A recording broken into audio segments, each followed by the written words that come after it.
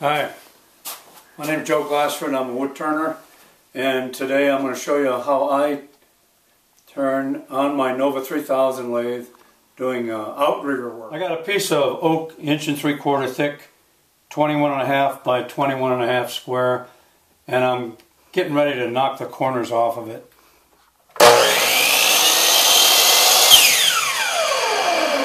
Okay, I've chopped that corner off and I'll chop the rest of them off. And I'll explain why I don't own a bandsaw.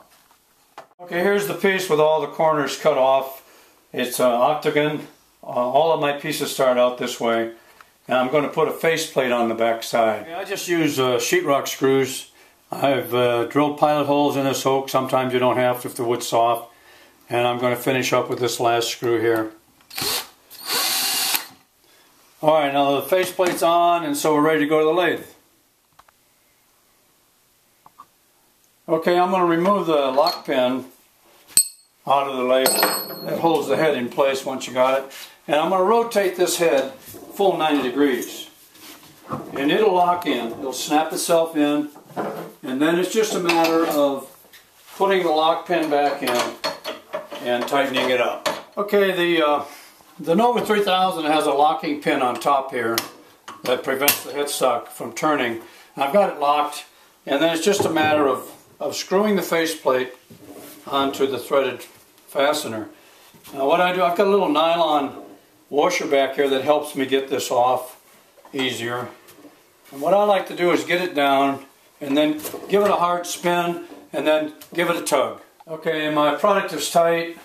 I've removed the lock pin and this is free to move. Alright. And I'm using variable speed control up here.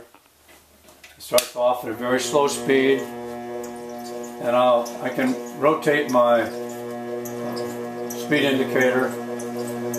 And I want you to watch the back of that motor, because this thing's out of round for sure.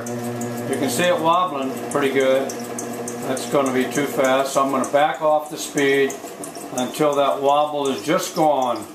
And now that's the initial speed I'm going to turn at. I actually have 3 different tool rests I can use.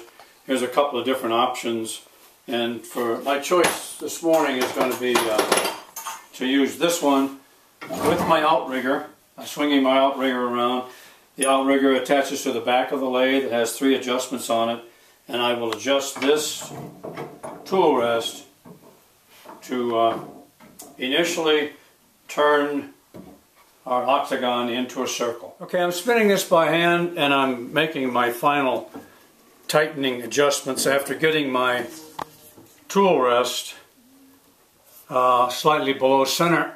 This is tight, this is tight, and that's tight. Okay. Alright. Okay, now this is an octagon, remember. I've got it operating around 300, 250 to 300 RPM. I want you to pay close attention to the very top and to this line right here. Just going to zoom in so you can see that. Okay? Alright, now safety glasses if you prefer face mask, because it's going to get messy. We're getting ready to do initial turning. I wear leather gloves, just a matter of preference. Tool to use might be a choice of a roughing gouge. Some people prefer spindle gouge or bowl gouge, and others prefer carbide tool. So I'm going to start initially with a roughing gouge. Okay.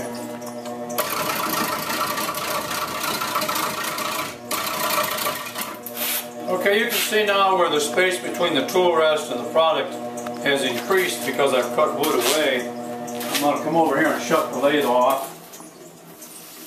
I have a magnetic stop, but with a piece this large, it takes a while to catch hold. I'm going to make an adjustment, this tool rest, and just bring it in as close as I can get it so that I'm still about halfway, I'm sorry, slightly below center, but I'm going to be a lot closer to the product without hitting the product. And this outrigger takes a little bit getting used to. I think we're set now. I'll tighten this up. Then I'll be ready to continue. Okay, I'm going to cut this off for a second, see where I'm at. And well, I've got a flat spot on top up here, so it's not a perfect circle yet. So I've got a little more work to do.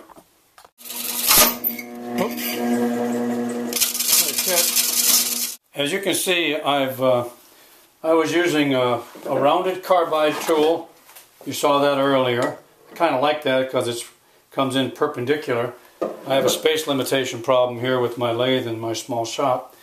And then I was using this bowl gouge, and I got some catches. And the reason I got the catches is there's too much space between the product and the tool rest. Okay, I'm just doing another inspection. I'm getting my catches out, but it's not essential that we get the catches out at this point because I'm going to be doing some shaping and on this piece, both front side and back side. That comes next. Okay, I've got this octagon into a circle now, and I'm going to take this tool rest off and put this tool rest on. I'm going to start turning the back side of this, start shaping what I want it to look like, turning it into a Lazy Susan.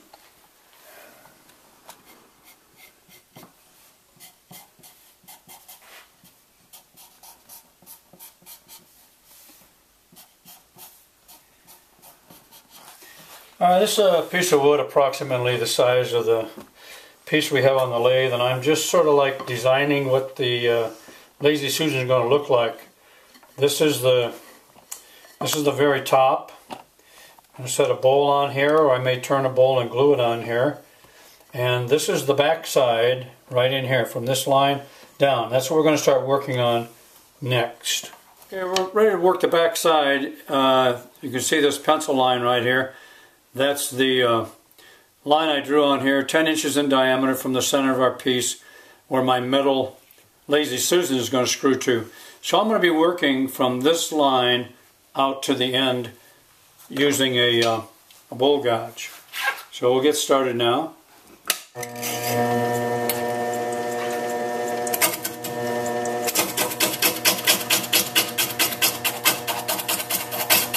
Alright, as you can see, I've used a spindle gouge. Actually, it's a bowl gouge, which is much thicker than a spindle gouge. And I use this little round carbide, which I really like to use. I'm going to switch over to a scraper now, which I use for scraping out the inside of a bowl, which is the same material that I'm working on. It's it's in the same area. I'm only going to have a slight taper from that pencil line up, maybe on here 3/8 of an inch taper, and then I'll start on the front side, make that into more of a bowl shape.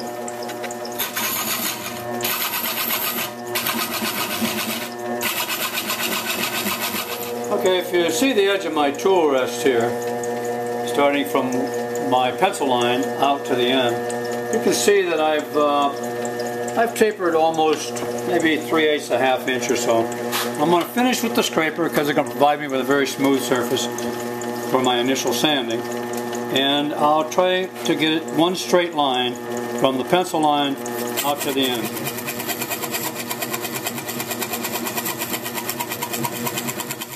Okay, looking at the back side now, our grain is running this way, and it's a very smooth cut. And then we are across the grain here. Our grain is running like that. We're coming across much rougher.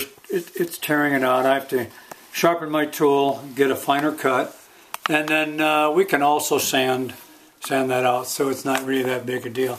I'm going to try to make this a straight taper. I've got some bumps, I can feel it here. So I'm going to work this until I get a straight line from our pencil line to the end of our product.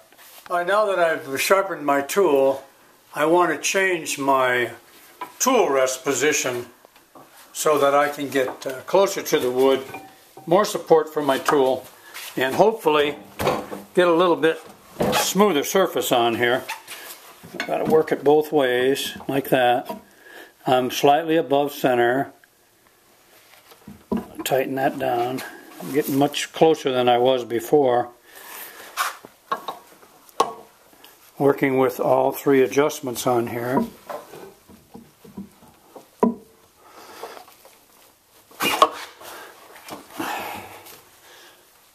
Okay, I think we're ready to go. We'll turn the lathe back on. Okay, we're ready to go again. I see where it's high right in here based on position. Yeah, much sharper tool now.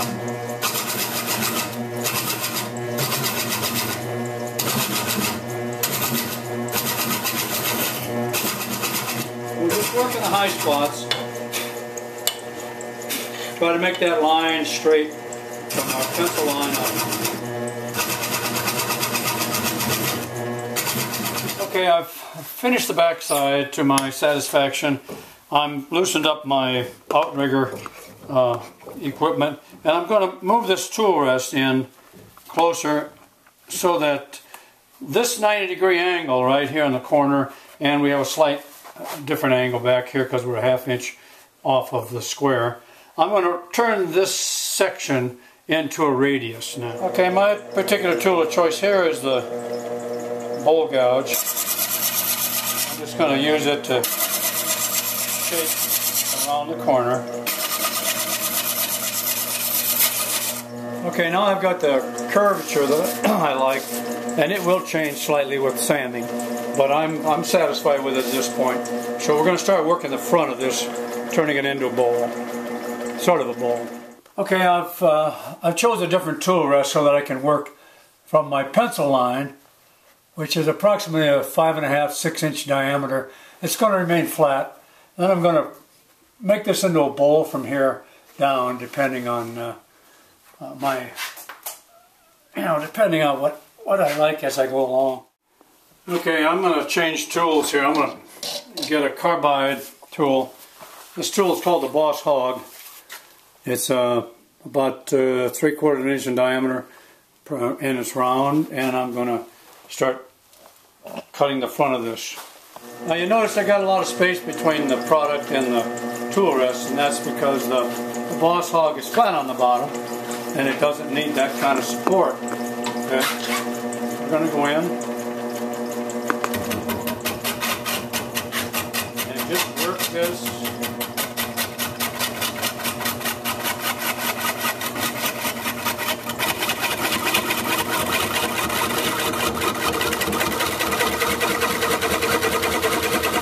Right up to that pencil line and bring it back.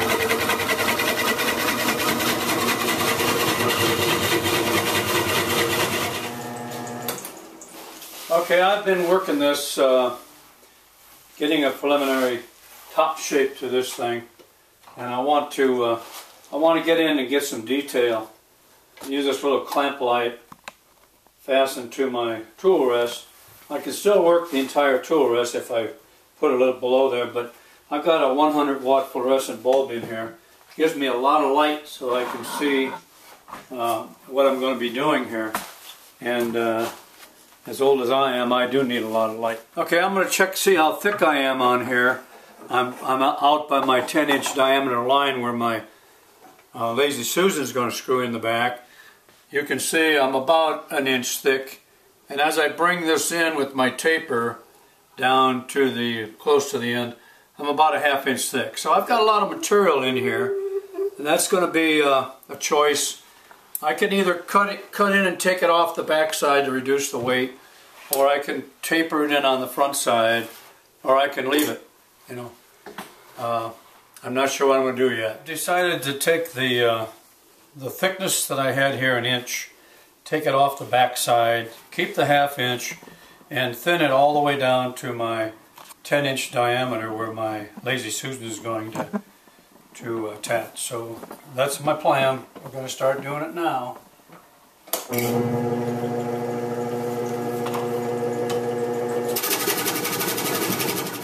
Okay, I've worked this back side, And remember, we had a full inch thickness here.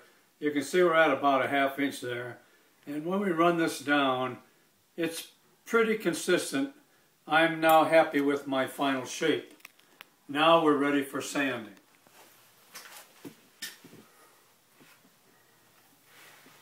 Okay, you can see my sanding situation here. I start sometimes with 40. I actually sometimes start with 32 grit. And I've set this up to make it convenient for changing. I use an oscillating sander, and I also use a 90-degree offset with the Velcro pads on it. They're all Velcro. And I got this, I set this up after a class I had with Richard Raffin, and he told me that today you're going to spend as much time sanding as you do turning.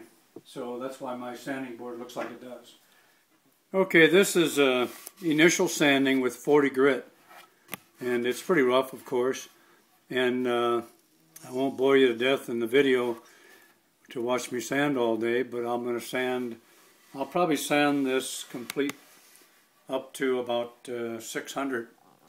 And some products I make, I go up to 2,000, but I probably won't do it on this one here. So that's using the reciprocating sander, and sometimes, depending on the product, you know, I can work this reciprocating sander in here. Sometimes you can't. It all depends if the bowl is too deep. So I'm going to sand the front surface with the 40, and then I'll go back here and do 60 and 80 and all the way up to 600.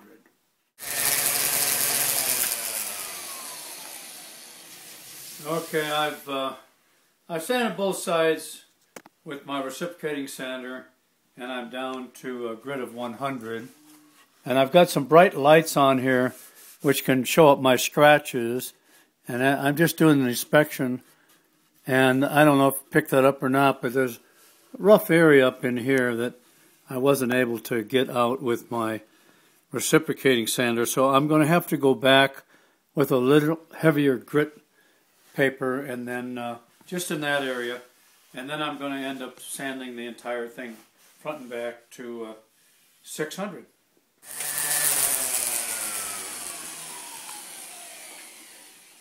Okay, we got it all sanded out to 600, and I'm very pleased with the finish I have on it.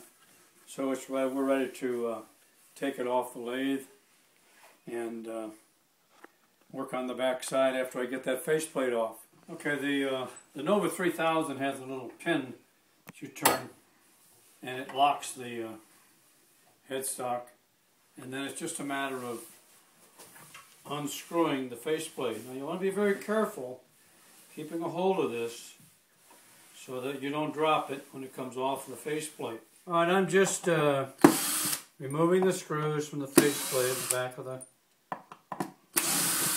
product. And then I have this on a sheet here. You can use a blanket or something because it's sanded on the other side. And this finish looks pretty good. So the next thing is I'll hit this lightly with sandpaper with my reciprocal, and then this entire surface will be covered with the metal ball bearing mechanism that turns this into a Lazy Susan. Okay, well, there you have it. It's not the only way, it's my way, but if you have a better way, make a video and I'll watch yours. Thanks for watching. Joe Glassford, JV's Wood Turning, Sun River, Oregon.